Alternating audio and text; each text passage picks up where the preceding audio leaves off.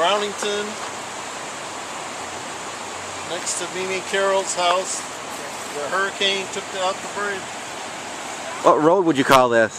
Brownington Center Road. Yeah. That's crazy, huh? Yeah. Thank God they caught it before someone actually drove through it. Yeah, I mean, I don't know if they would have died, but I mean... Did they just fill it in?